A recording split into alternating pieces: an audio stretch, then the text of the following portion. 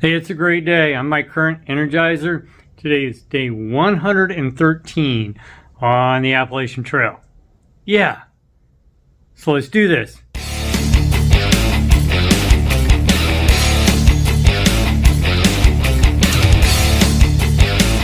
So for today, Duracell and I are taking a zero in the town of Rutland. Rutland is a great place to take a zero, and that's what we're doing, getting some food, resting the body, doing a resupply, and just relaxing.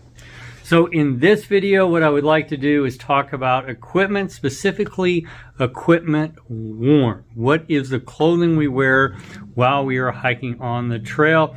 I'll do my part, and then Duracell is going to talk about the equipment, the clothing he wears. So first off, going from the top to bottom, the hat. This is the real deal Brazil hat. This is the vented version.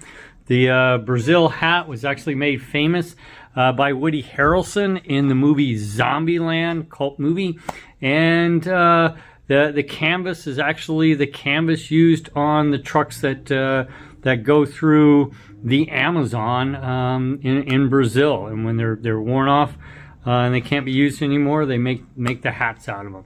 So that's the hat I use. Really nice brimmed hat. And then when it's cool, I've got just a Patagonia beanie that I wear, and I'll wear this at night when it's cool at night. So that's the hat worn. For my shirts, I use the Ridge Merino. It's merino wool. The company is Ridge Merino. I have a long sleeve shirt and a short sleeve shirt. I like merino wool because it breathes and it doesn't hold the smell. It's more of a natural fabric, so it doesn't hold the smell. Ridge Merino, I've tried different shirts before. Ridge Merino company seems to hold up fairly well. But overall, Ridge Merino wool will not last as long as polyester or some of the synthetic fabrics. It will wear out quicker. So it's just a balance. And also, you really can't get great designs in it. It comes in one color, but I like the fabric. I like the material. And so that's what I wear. And then as a pullover, I've got a Smart Wool 150 weight. And that's all I use right now to keep me warm. It's just, you know, the temperature is that way. And so this one's actually, this is his fourth through hike. I think this is his last through hike, and I'll have to retire this thing. But they last, obviously. For shorts, I know everybody likes to make fun of my shorts, but these are Asics. They're made out of Lycra, quick drying. They are the same make and model of shorts I have worn for the last, I would say, 20 years. Back when I was wearing Asics and running in Asics. And then I switched to Hokas when the knees started to give out. But I really like the shorts. And I know some people talk about the length of them. You know, when everything is sweaty and you're getting wet, that extra material does not do any bit of good for you. So that's, and I don't like stuff on my legs when I run. Same thing with when I'm hiking. And then as far as the color, when I was buying one for this hike, I had the choice of black and this bright yellow. And who needs black? I mean, you want to do something different while you're out on the trail. And the advantage of this color is, you know, if I need to, it can double as a VS17 panel. I can call in a medevac, you know. It's a great pair of shorts. And then for socks, I use the Darn Tough. I think just about everybody on trail uses Darn Tough socks because they last. And if they wear out, you can exchange them. And just medium weight hiker socks, you know, ankle length. They're really good.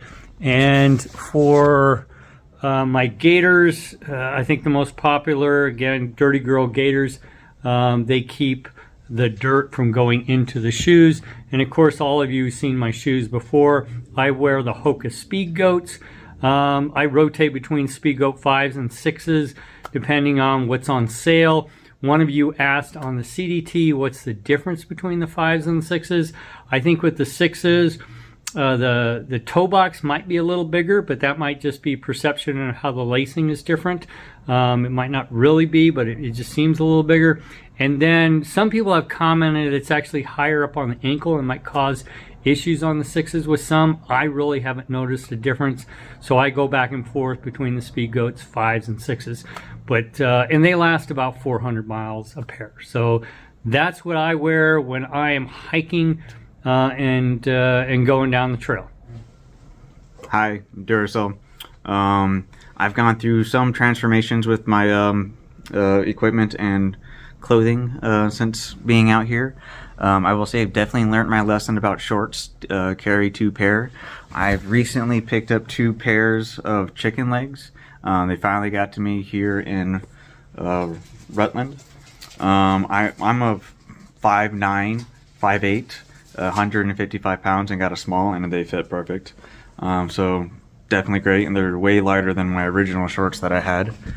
My shoes have changed. I was first wearing the Topo's Ultra Ventures, and they're real cushiony and they have a drop, and they're mostly made for running. But then I switched to the Topo's Traverses, and these have like a rock plate, definitely more made for through hiking. It's in the description. After switching and getting into these, I felt like a tank that day. Compared to the Ultra Verses, they were a great switch. When I'm cold, I wear the Z-Packs beanie. It's pretty warm. It's nice. And my other part of my sniffle gear is a waffle top from the military.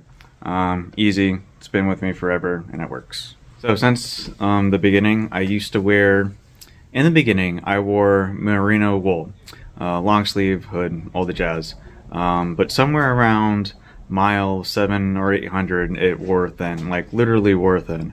Where my lower back met the pack, it was hanging on by a thread. It was in a fairly large area too. It wasn't going to last another 100 miles. So I switched to Jolly Gear. And it's been great. It's dry wicking, it's synthetic. It's button up, it looks classical, even though it has a hood.